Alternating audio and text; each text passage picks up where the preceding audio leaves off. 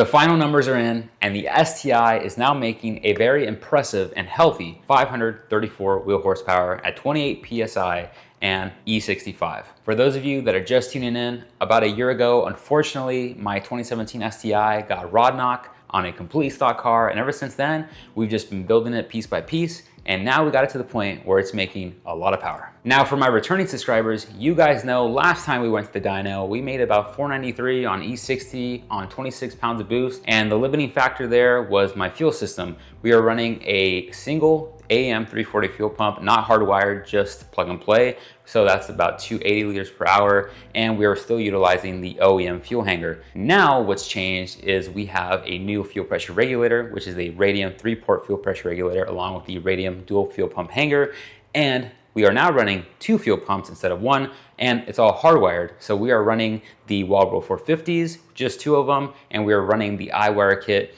and that made the entire wiring job very simple, plug and play. Now, as far as dyno day goes, that was actually really interesting and didn't really go how I expected. And just to keep a long story short, I was essentially driving up that morning to the dyno. I noticed the car start bogging out. I try to make it to the shoulder. I'm losing fuel pressure. I'm like, uh-oh, that's not good. What's going on?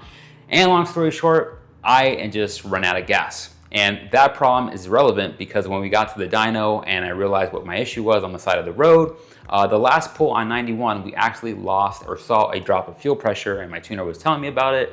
And I guess what we can attribute that to is that the aftermarket Radium fuel hanger doesn't sit as low as the OEM one, because if you guys don't know, the OEM one has springs and it's kind of spring loaded, and thus maybe we're just getting a weird fuel level sensor reading, something like that. Afterwards, we filled up on about 12 gallons of ethanol, and we didn't have a single drop of fuel pressure. So I guess the solution is, or was, that from now on, if I'm doing any hard driving, I'm staying above half a tank.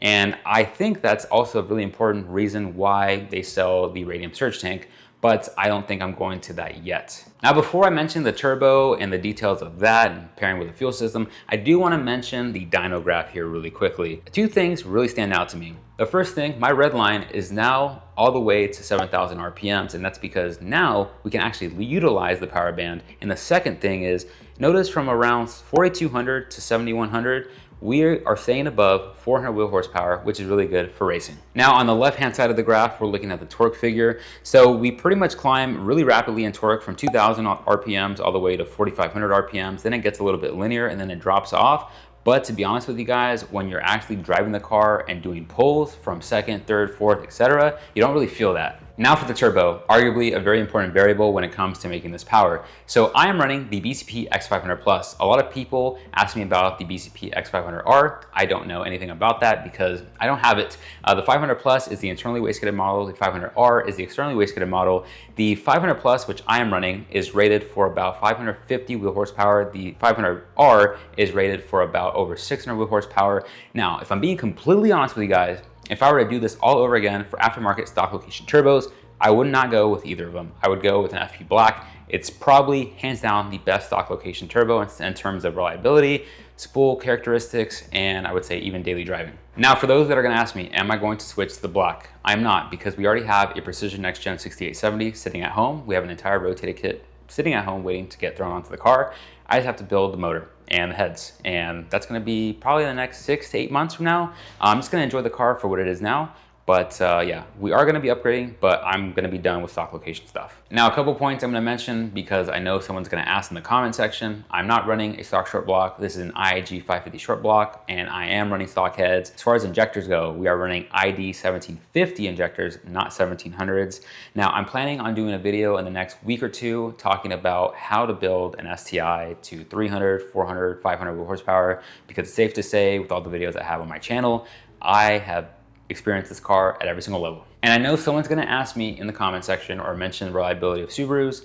The car has been pretty reliable with the exception of one issue, and that's my fault. I did not tighten down a clamp for the charge pipe, and that charge pipe flew off, and it was the middle of the night. couldn't see much, didn't have a flashlight, my phone was dead, and it disconnected my map sensor and the car was stranded, and that was a whole ordeal that I don't want to go into for this story.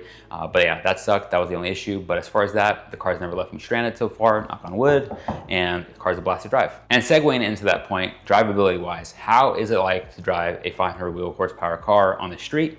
To be honest with you, it doesn't drive like a stock car. It drives very similar to a stock car in the sense that from 2,000 to about 45,000 RPMs, it's pretty much dead. And 4,500 all the way to redline is when the car kicks online. If you guys can see on the dyno graph, that's pretty obvious as well. But besides that, there's no weird issues I'm having in terms of weird idling, because I know on bigger injectors like 1700s, 1750s, 2000s, etc. You have really weird issues at lower pulse width trying to get the idleability right for a street car. And being a street car, that's obviously really important. Race cars is a different story because they don't really care if the idle is shit.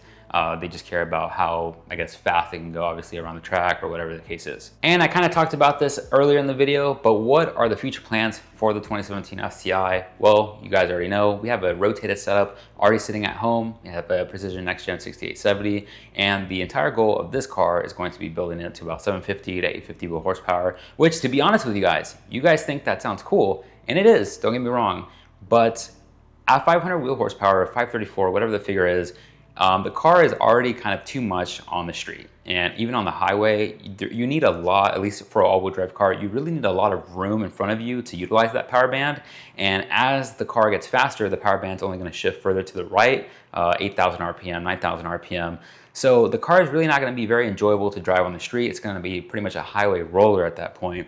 But if you guys don't know, if you're brand new to the channel, I'm pretty much doing this to document my process as far as building, because I really love Subarus. I've owned 3 different ones at this point, and this car specifically is my dream car. I really enjoy these cars. I think they're easy to work on. I think anybody could build these cars, or anything for that matter. You just have to put the time and effort in. So that's gonna be the future plans. Next Gen 6870. Be prepared to see that on the channel, hopefully within a year, if everything goes well. Just wanna make this short little update video for you guys. And next video, we'll be doing a lot more installs and stuff like that we have coming up on the channel. Hope you guys enjoy the video. Hope you find it informative. If you like the video, turn it whatever color it turns for you.